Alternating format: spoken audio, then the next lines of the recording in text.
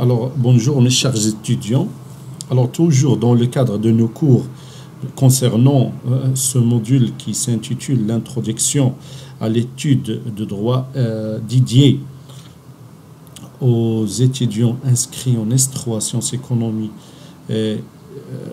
économiques et gestion, nous allons voir dans ce cours une autre source formelle de la règle de droit. Cette source, c'est le droit musulman.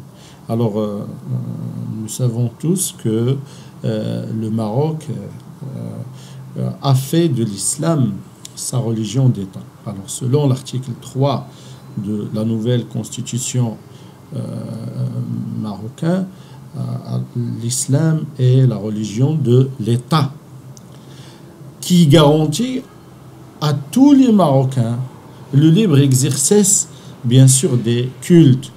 Alors l'État qui garantit à tous les Marocains, tous les résidents sur le territoire marocain, tous les Marocains, tous les gens qui se trouvent sur le territoire marocain, le libre exercice des cultes, bien sûr, une sorte de garantie constitutionnelle.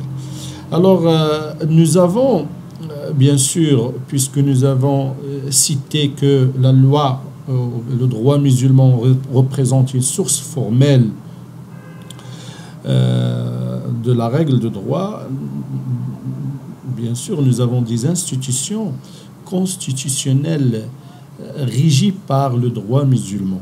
Par exemple, l'institution de Imarat al-Mu'minin. Alors, Imarat al-Mu'minin, c'est une institution constitutionnelle citée et régie par la constitution marocaine, mais le fondement de cette institution, il se trouve dans le droit musulman, dans le Coran et la Sunna. En général, c'est dans la Sharia. Aussi, bien sûr, nous avons des domaines régis par le droit musulman.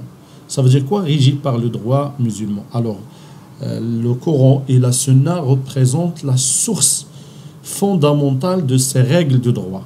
Elle est régie par des règles de droit, par un code. Là où il y a des règles de droit votées dans le Parlement et émanent, bien sûr, des règles de droit émanant du Parlement et votées par les parlementaires. Mais la source fondamentale de ces règles de droit, c'est la charia en général, le Coran et la Sunna. Par exemple, les successions. Alors, nous savons tous que les successions sont réglementées par le Coran. Mais le Coran, il est traduit il est traduit en règles de droit citées dans le code de la famille. Et aussi, le statut personnel, il est régi par des règles dans le code de la famille, le mariage, le divorce, et toutes ces situations qui touchent le statut personnel. Alors, les sources fondamentales de ces règles de droit, ce sont des règles de droit, bien sûr, produites par le Parlement, votées par le Parlement, publiées dans le bulletin officiel, mais la source fondamentale de ces règles de droit, c'est le Coran et la Sunna, ça veut dire la Sharia en général. Alors, c'est comme ça comment on peut toucher que le droit musulman représente une source formelle. Aussi, nous avons dans d'autres domaines, nous trouvons que le législateur renvoie vers les règles et les points de vue cités par les fuqaha, par exemple, dans le domaine de l'immobilier, le majal al-aqari.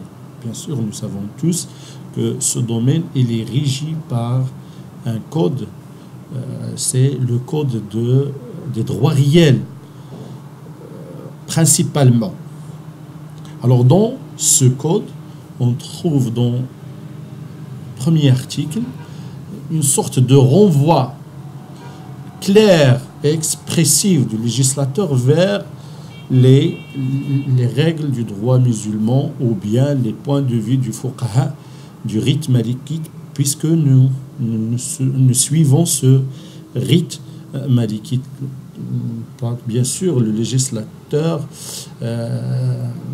prescrit dans ce premier article que s'il y a des situations qui ne sont pas réglées par les règles citées dans ce code, il faut aller chercher la solution dans les points de vue du fuqaha malikite, dans le rite malikite, bien sûr, tout en respectant des principes dans le choix, ou bien des règles, ou des conditions dans le choix et la recherche de ces règles. Alors, nous avons une deuxième, bien sûr, ou bien un autre type des sources de la règle de droit. À côté des sources formelles, nous avons les sources interprétatives.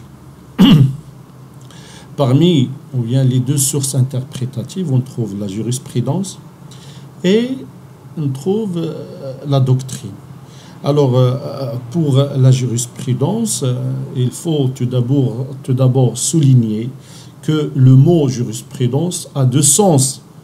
Bien sûr, dans un sens large, il désigne l'ensemble des décisions rendues par les juges dans les différentes juridictions, et selon un sens étroit, restreint, il correspond au phénomène créateur de droit, c'est-à-dire l'interprétation d'une règle de droit définie telle qu'elle est admise par les juges. Alors, c'est le rôle de la jurisprudence. Alors, c'est une sorte d'interprétation. Cette interprétation, à travers cette interprétation, il oriente le législateur afin de traduire, si vous voulez dire, ou bien afin de traduire cette interprétation à une règle de droit. Alors, bien sûr, le pouvoir judiciaire a pour mission d'appliquer la loi, mais la loi n'a pas toujours précisément privé le cas soumis, bien sûr, aux juges, soit parce que le législateur n'avait pas pensé à ce cas, soit parce qu'il s'agit d'un problème nouveau que personne n'avait envisagé.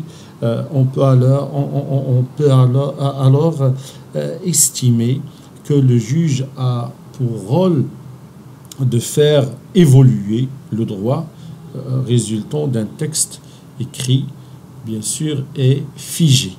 Alors, de plus, le contenu de la loi n'est pas toujours clair. Dans ce cas, le juge doit interpréter la loi. Il convient de préciser immédiatement que si le texte est clair, bien sûr, il ne doit pas être interprété. Bien sûr, l'interprétation, selon un principe qui réglemente l'interprétation des textes de droit ou bien des règles de droit, l'interprétation cesse lorsque un texte est clair. Alors le fait que le texte est clair, il est interdit au juge de passer à l'interprétation.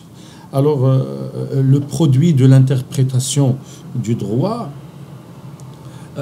par la jurisprudence.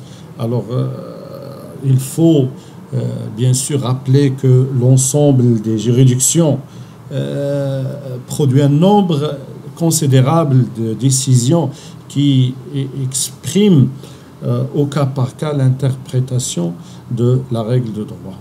Et petit à petit, la règle de droit va se dégager, bien sûr, suite à cette interprétation. et cela, on l'appelle la jurisprudence. Alors, la jurisprudence, comme on vient de voir, c'est l'ensemble des décisions de justice rendues pendant un certain, ou plutôt pendant une certaine période, soit dans une matière de droit, jurisprudence immobilière, ou soit dans une branche de droit, jurisprudence civile ou bien fiscale, soit dans l'ensemble du droit lorsqu'on touche les vocabulaires juridiques. Alors pour les vocabulaires juridiques, on peut trouver ou bien on peut toucher cette jurisprudence lorsqu'il touche l'ensemble du droit. Alors on peut parler d'une jurisprudence tout en désignant le sens donné par les juges à propos d'une règle de droit déterminée, la façon dont telle ou telle difficulté juridique est habituellement tranchée par les juridictions.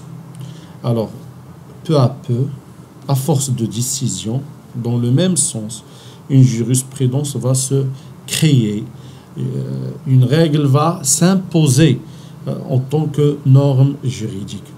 Alors il faut noter aussi, il faut souligner que la Cour de cassation, Mahkamat al-Naqd, a pour fonction générale de veiller à la correcte interprétation de la règle de droit par les juges du fond. Qudat al-Mawdou'. Elle sert donc de régulateur aux autres juridictions et assure une certaine fixité de la jurisprudence. Et cela entre dans ce qu'on peut appeler la stabilité jurisprudentielle. Cependant, bien sûr, la Cour de cassation uniformise le droit, car dans son rôle de juge du droit, elle est amenée à établir une jurisprudence qui sert de modèle aux juges du fond, bien sûr. Alors, notre système juridique ne connaît pas, comme dans les pays anglo-saxons, la règle du précédent obligatoire, ou sabiq al-qada'iyya al-mulzim. Aussi, l'autorité de la Cour de cassation sur les juridictions inférieures est avant tout morale. Ceci explique qu'il existe parfois des divergences ou résistances, bien sûr, entre les juges du fond de la Cour de cassation sur une interprétation de la loi. Alors nous avons la deuxième source interprétative qui est la doctrine. Alors pour la doctrine, on peut donner une définition de la doctrine, c'est l'ensemble des travaux écrits consacrés à l'étude du droit et leur auteur, bien sûr. Nous allons voir dans première partie les modes d'expression de la doctrine et nous allons voir la fonction de la doctrine. Alors, bien sûr, la doctrine recouvre des œuvres les plus diverses qui sont élaborées, bien sûr, principalement par des universitaires, notamment des professeurs de droit, mais aussi par des praticiens, les avocats, les magistrats, les notaires. Et on peut désigner, ou bien on peut distinguer trois types, bien sûr d'écrits. Alors nous avons les ouvrages généraux consacrés en un ou plusieurs volumes à une branche du droit, soit par exemple droit civil, droit commercial, droit pénal, etc. Il existe des répertoires qui sont un exposé thématique de la matière avec une vision essentiellement pratique. Et il y a également des traités qui font le point sur la matière par un exposé dogmatique et synthétique. Et nous avons aussi les manuels et précis sont construits sur la même base mais avec simplification. Alors nous avons aussi les ouvrages spécialisés portant sur des thèmes limités. Et ils peuvent être des thèses de doctorat ou des monographies destinées essentiellement aux praticiens, les écrits ponctuels qui prennent la forme d'articles, d'études ou de chroniques de quelques pages consacrées à un thème précis. Et bien sûr, nous allons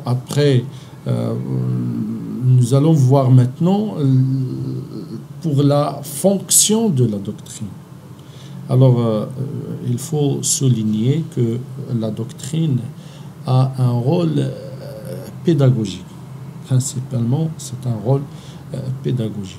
Alors, les juristes ne doivent pas se contenter d'étudier et de commenter la règle écrite d'une manière descriptive, mais ils peuvent l'interpréter et l'analyser. De même, ils doivent aussi rechercher les défauts de la règle juridique ou bien de la règle de droit étudiée. Ils ont le devoir de montrer au législateur le défaut de la règle de droit afin que celui-ci, bien sûr, intervienne pour la modifier. C'est très important. Alors, la doctrine est une force de proposition. Bien sûr, s'inspirant de l'histoire et du droit comparé, le juriste doit proposer des règles meilleures, plus adaptées aux besoins sociaux et économiques. Comme ça, la doctrine participe à la création de la règle de droit, ou plus exactement à son perfectionnement. Le juriste a pour mission, bien sûr, d'aider à la création de la règle de droit telle qu'elle se rapproche le plus possible à l'idéal de justice, bien sûr. Le législateur est influencé par la doctrine. Alors, bien sûr, il faut souligner aussi que le plus souvent, les projets ou les propositions de loi sont rédigées ou bien avec la collaboration étroite des professeurs de droit et des praticiens, bien sûr. Alors, les juges aussi se réfèrent aux travaux de la doctrine lorsqu'ils sont chargés d'appliquer une règle de droit dont le contenu est obscur. Il tient également, bien sûr, de prendre en compte les critiques adressées par la doctrine. Grâce à ces critiques, les juges peuvent modifier parfois leur jurisprudence. C'est très important. C'est une sorte de collaboration entre la doctrine et la jurisprudence. Alors, je crois que c'est assez pour cette séance. Et à la prochaine, Inch'Allah, et vous pouvez vous disposer. La prochaine séance, on va voir le champ d'application de la règle de droit.